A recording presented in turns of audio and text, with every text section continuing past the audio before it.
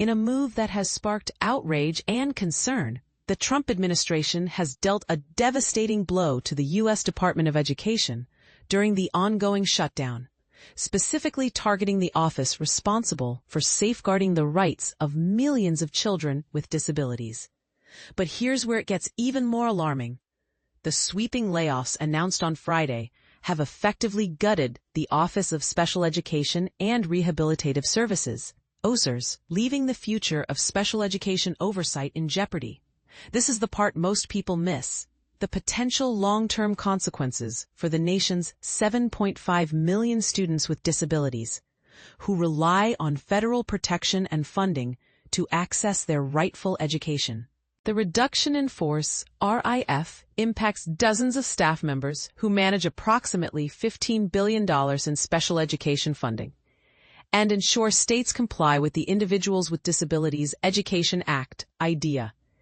This landmark law, celebrating its 50th anniversary this year, guarantees children with disabilities a free and appropriate public education, a right that was often denied before its passage.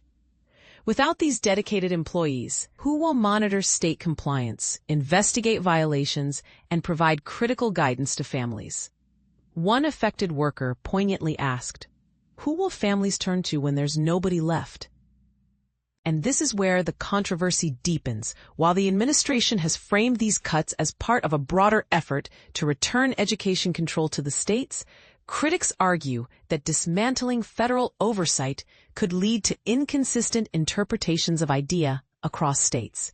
A state director of special education, speaking anonymously, expressed fear. What happens if one state decides to interpret the law one way, but another state disagrees? The concept sounds great, but it's scary. This raises a thought-provoking question. Is devolving special education oversight to states a step toward empowerment or a recipe for inequality?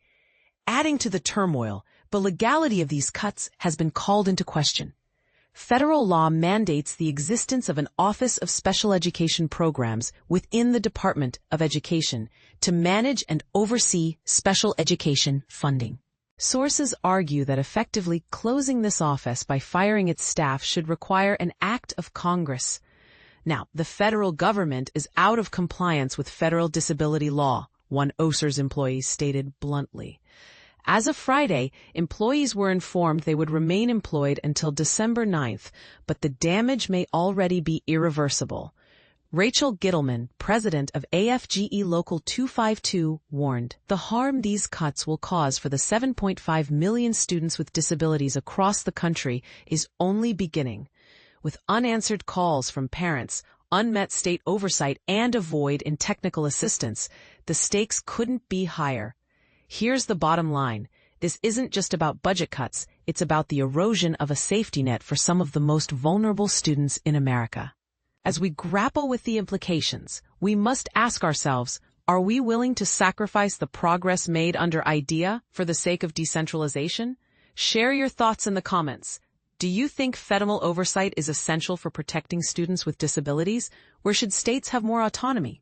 The conversation starts here.